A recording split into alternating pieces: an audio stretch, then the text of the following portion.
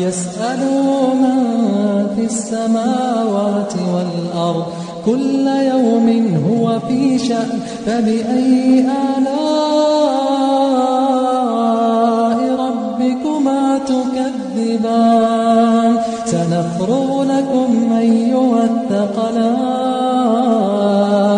فبأي آلاء